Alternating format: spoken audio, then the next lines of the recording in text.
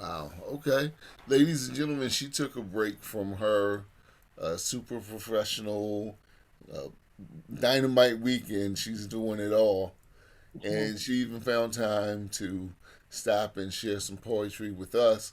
So please, let's hear from Demetria Winters. Okay. This particular poem is called Roller Coaster. Like a roller coaster, the twists and turns of my guts in turmoil, bubbling, burning, spilling out on both ends, smelling like the garbage that was emptied into my spirit. Ups and downs, not knowing which way to go, but 360 degrees as I turn around in circles. Never gets, never getting ahead, feeling like my steps go back instead of forward, going sky high, making me feel like I'm finally going to the top until that death drop. Feeling like my heart stops going through a tunnel of darkness as it overtakes me, while surrounded by your shame and secrets that I mistook for my own. I'll go through that tunnel, making my way towards the light.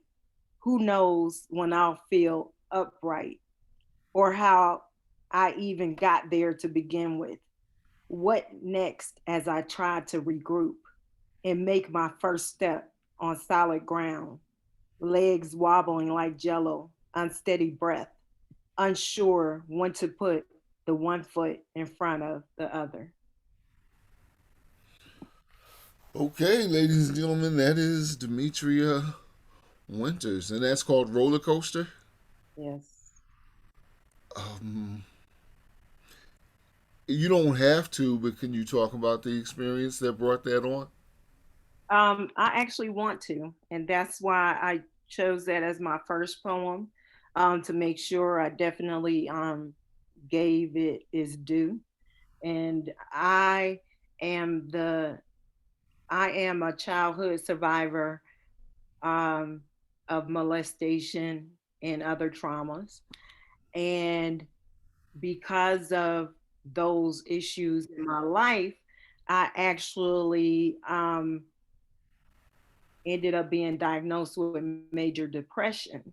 And I feel one of the reasons I had issues with depression is because I took on the issues as if I was the perpetrator instead of the survivor, the victim, Survivor. however you want to call it.